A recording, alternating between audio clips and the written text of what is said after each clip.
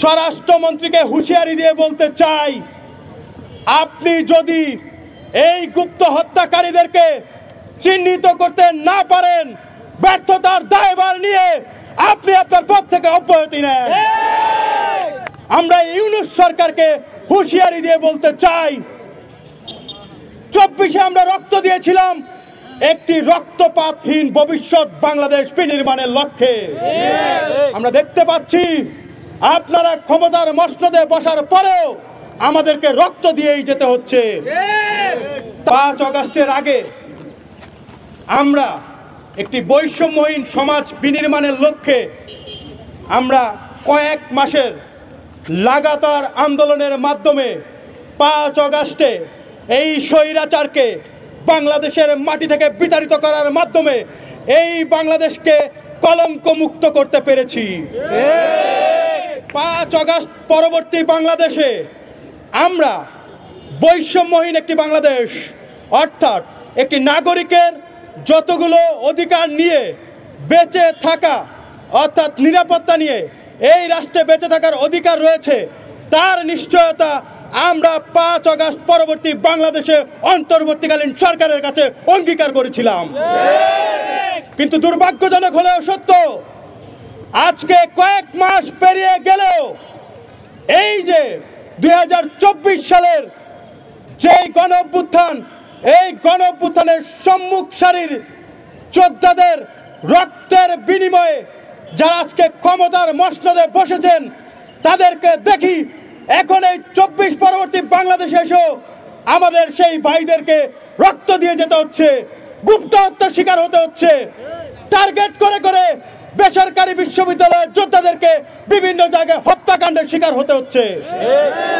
বাংলাদেশ জাতীয় ছাত্র সমাজ এই যে সিরিয়াল কিলিং, এই সিরিয়াল কিলিং এর বিরুদ্ধে জিরো টলারেন্স ঘোষণা করছে এবং আমরা ইউনূস সরকারকে হুঁশিয়ারি দিয়ে বলতে চাই, 24-এ আমরা রক্ত দিয়েছিলাম একটি রক্তপাতহীন ভবিষ্যৎ বাংলাদেশ বিনির্মাণের লক্ষ্যে। আমরা দেখতে পাচ্ছি আপনারা ক্ষমতার মসনদে বসার পরেও আমাদেরকে রক্ত দিয়েই যেতে হচ্ছে।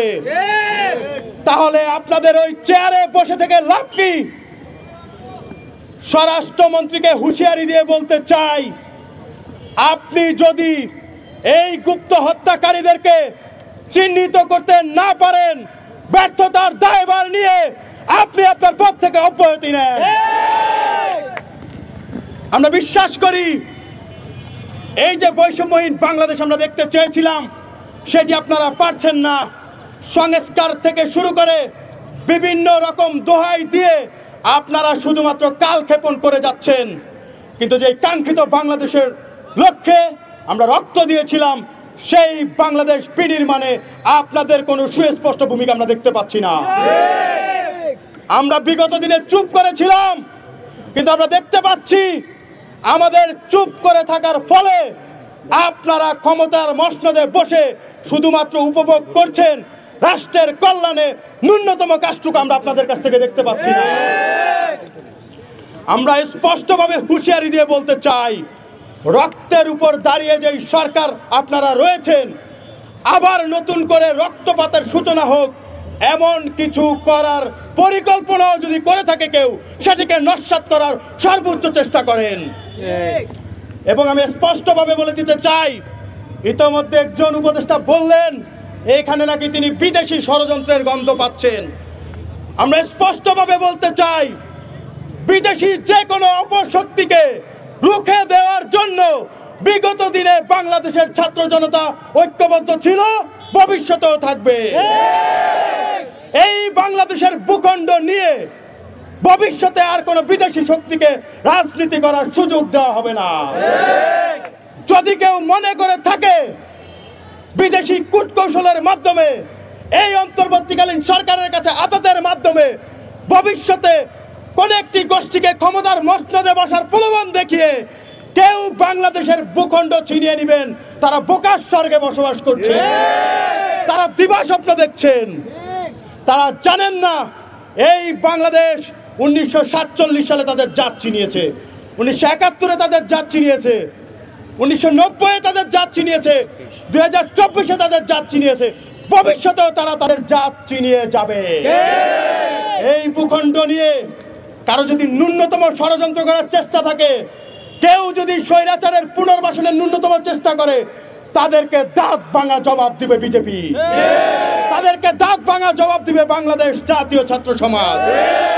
মনে রাখতে হবে, বাংলাদেশের প্রশ্নে আমরা সবাই এক এবং ঐক্যবদ্ধ, বাংলাদেশের সুরক্ষায় আমরা সকলে এক এবং ঐক্যবদ্ধ।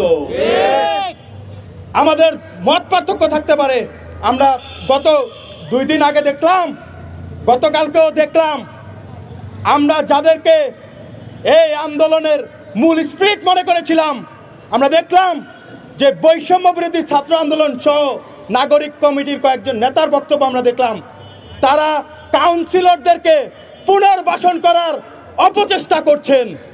আমরা স্পষ্টভাবে বলতে চাই, এই যে বৈষম্য বিরোধী ছাত্র আন্দোলন, যাদেরকে আমরা মূল স্পিরিট মনে করে আমরা তাদেরকে সর্বাত্মক সহযোগিতা করছিলাম এবং এখনো আমাদের সর্বাত্মক সহযোগিতার মনোভাব রয়েছে, কিন্তু আমরা দেখতে পাচ্ছি তাদের যে কর্মকাণ্ড, তারা যা যা করছেন, তাদের বক্তব্যের মাধ্যমে আমাদের মনে হয় যে তারা স্বৈরাচার এবং তাদের দোসরদেরকে পুনর্বাসন কেন্দ্র গড়ে তোলার চেষ্টা করছে। আমরা স্পষ্টভাবে বলতে চাই, যদি কোনো গোষ্ঠী ভবিষ্যতে ক্ষমতায় আসার জন্য কিংবা ক্ষমতার মসনদে বসার জন্য কারোর সাথে আতাত করে, এই স্বৈরাচারকে কোনো রকম সুযোগ দেওয়ার চেষ্টা করে কিংবা পুনর্বাসনের ন্যূনতম চেষ্টা করে, তাদেরকে আমরা দাঁত ভাঙা জবাব দিব। আমরা বলে দিতে চাই, স্বৈরাচার এবং তাদের দোসরদের বিরুদ্ধে ইতোমধ্যে আমরা 0 টলারেন্স ঘোষণা করছি। সুতরাং তাদের পক্ষে যারা কথা বলবে, বিগত দিনের নির্বাচনে যারা বিজয়ী হয়েছে, তাদেরকে যারা মেনে নেওয়ার প্রস্তাব দিবে, তাদেরকে বাংলার সাধারণ ছাত্র জনতা প্রত্যাখ্যান করবে। একটি কথাই বলতে চাই, মাননীয় স্বরাষ্ট্রমন্ত্রীকে বলতে চাই, আগামী 24 ঘন্টার মধ্যে এই যে আমার যেই ভাইয়েরা গুম হয়েছে, খুন হয়েছে, যারা হত্যার হুমকি পাচ্ছে, যারা হত্যার হুমকি দিচ্ছে, যারা গুমের সাথে জড়িত, যারা খুনের সাথে জড়িত, তাদেরকে চিহ্নিত করে বিচারের মুখোমুখি করাতে না পারলে আপনাদেরকে ওই ক্ষমতার মস্তক থেকে টেনে ইঁচড়ে ফেলে দিব আমরা। আমরা যদি আগামী 24 ঘন্টার মধ্যে এই স্বরাষ্ট্রমন্ত্রী যদি তাদেরকে চিহ্নিত করতে না পারে, চিহ্নিত করে যদি বিচারের মুখোমুখি করাতে না পারে, তাহলে স্বরাষ্ট্র মন্ত্রণালয় ঘেরাওর হুঁশিয়ারি আমরা দিয়ে যাচ্ছি। সকলকে সংগ্রামী শুভেচ্ছা জানিয়ে আমি আমার সংক্ষিপ্ত বক্তব্য শেষ করি।